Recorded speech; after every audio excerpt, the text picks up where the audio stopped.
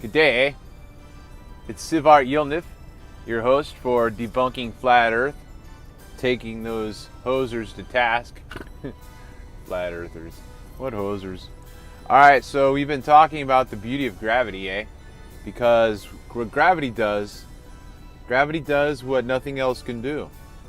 Gravity completely does what Willy Wonka did in Willy Wonka and the Chocolate Factory with Gene Wilder. Whenever Gene Wilder, like a couple times during the movie, he said something and he goes, oh, no, strike that, reverse it, right? Gravity completely reverses everything and does what you think is impossible. So, what we said before about centrifugal force, that we know that when we're spinning around in a circle that things get pushed away from the center. But now with the Earth, the Earth is spinning around and it pulls things into itself, That's the beauty of gravity. And the other thing that we looked at is the size, the scale aspect, where we said that we can't detect the curvature of the Earth or the angle of a distant object because of the vastness of this beautiful planet that we're on, spinning around in infinity, Angels in the architecture, all that kind of good stuff, So today we're going to look at something else about gravity, because it's amazing. It's amazingly it's magical. It's magical. So I have to get my thoughts together because I was trying to figure out how to go about this. I'm going to use green today, I'm an Equal Opportunity Expo marker user. So here we go. Going to turn you around. Okay. Do my best to make sure that you can see everything that needs to happen. Okay, so maybe I'll do a little bit of both. Alright, so here's the Earth, and the Earth has water on it. Okay, I'm just going to be all like, whatever. I'm not going to do the, that's just like NASA, right? About how NASA does it. And then they just go, there's a cloud, there's a cloud, cloud formations. Alright, so, but anyway, right, so there again, right, you would think that water would fall off, I mean, like, that's what I say to those flatheaders. I'm like, where's the edge? Why don't you go to the edge and fall off? Why don't you take a long walk off a short edge off? How's that? We got to think of a good put down like that, take a short walk off a long, no, strike that, reverse it. Take a long walk off a short pier. Got to think of something like this. So, that's what we say. Where's the edge, right? So, but you would think that water would fall off, because whenever I spill water or anything, like if I'm joking around with my buds, and that looks backwards. I'm not Picasso, Anyway, so like if there's water in here, like whenever I've spilled my beer, it always falls and spills and runs off, right? But not on the Earth, no. Why not? You know the answer, right? Gravity, right? That's it, gravity. Gravity is the great equalizer. Okay, so we don't have water spilling off because the Earth is pulling water into it, right? Gravity is the greatest, strongest, weakest force, right? That's what NDG says, right? There we go. Strongest and the weakest, right? It's the strongest because it holds the water to its surface, but it's the weakest because we don't even feel it. We don't even feel it. That's how amazing it is. You don't even know it's there. You don't even know it's working its magic. All right? But I was thinking about this today, so I'm going to try to draw a little landscape maybe, or just, maybe give you a little bit of That's the side of a mountain, eh? Okay. So I keep going. This is going to be a tedious video, eh? I hope you like me. Hope you're going to stick around. All right. So when the rains come down, right? Water flows down, except for right here. It's going to level out, right? That's like a little lake. All right, but then it flows, and then now it levels out, right? Now, on a big scale, that's what this is doing, right? All of the oceans have gravity sucking the water to its surface, right? Because you would like to think that even though the Earth is spinning at 1,040 miles an hour, you would like to think that water would go, would just fly off, right? We already talked about that. I'm not going to rehash that. But so then you have lakes.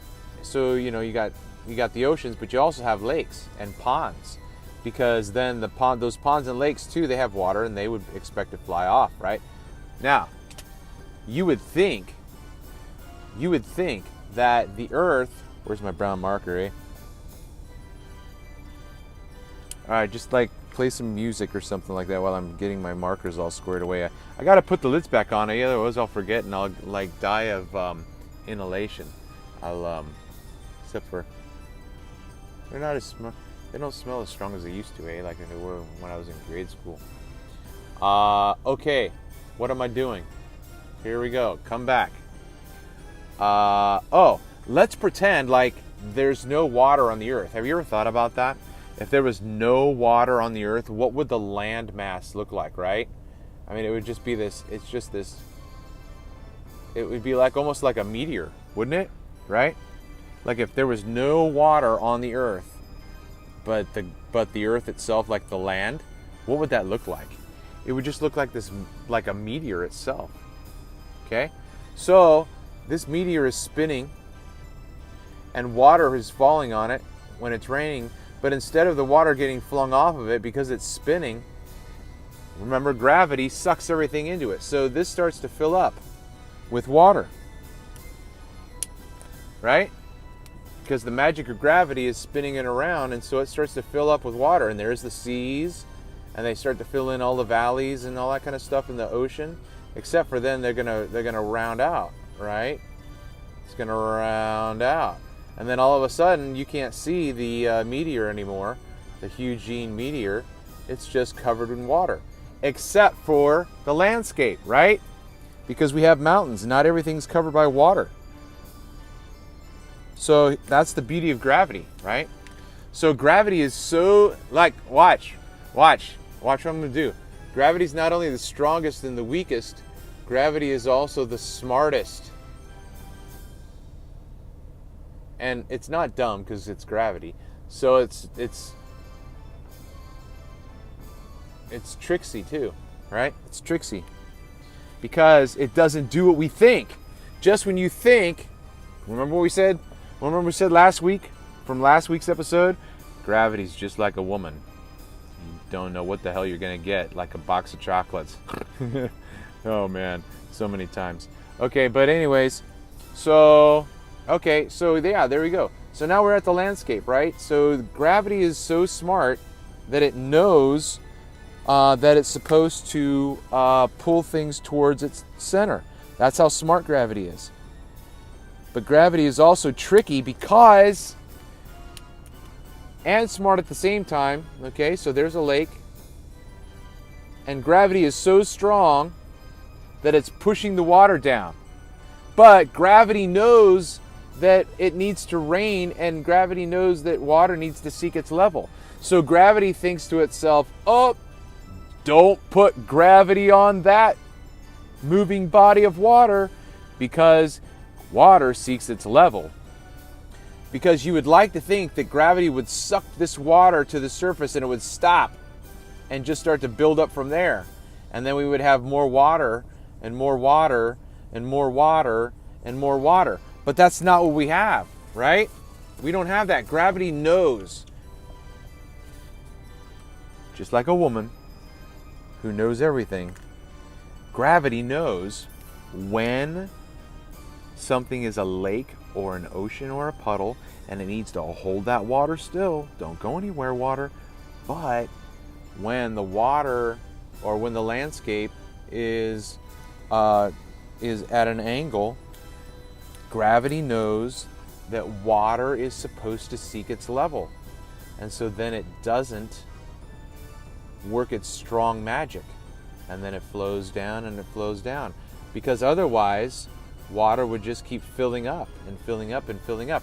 And just like the magic of evolution and the magic of billions and billions of years, just like the meteor that was our Earth before there was water, just like that got filled up with all the nooks and crannies, gravity knows when to stop doing that. Otherwise, you could never go hiking, eh? You'd never be able to walk in the mountains and see the bears and the birds and the bees. And that's another thing, right? Because gravity is so strong and weak that even gravity, I'm not Picasso, eh? Even gravity is strong enough to keep water from flying off, but gravity knows that it can't put all of its force on a butterfly, because then other butterflies wouldn't be able to fly, eh? Or if you had what's my time at? 11 minutes, eh? I talk too much. Okay? So this is just how smart, this is that's wood, right? And then you've got fire, right? And gravity is so smart. Gravity knows, oh, I can't pull that fire down. I gotta let that fire lick the oxygen and go up. And then, as well, gravity is so smart. I can't get that off. Gravity is so smart that even smoke escapes gravity's clutches. But if gravity wanted to, gravity would be like, nope, smoke, down to the ground. Nope, fire, down to the ground. Up, nope. And then, see what I'm saying? That's how smart gravity is. Gravity knows when to hold them and when to fold them, as the song goes. So that is how we know that gravity works, because it's smart enough, it's tricky enough, it's strong enough, and it's weak enough. It's strong enough to hold a lake to the surface of the ground underneath the water, but it's also smart enough to know that it's supposed to let all of the water on a mountain trickle down, because water seeks its level. And gravity knows that, eh? I mean, you know, that's how it gets its business done. Because if gravity was stupid, then none of this would make any sense. And this totally makes sense. So there's another debunkable video. I just keep thinking of this stuff left and right. So anyway, this is Sivar Yelnif with debunking those flat tards. And yeah, we'll talk to you next time.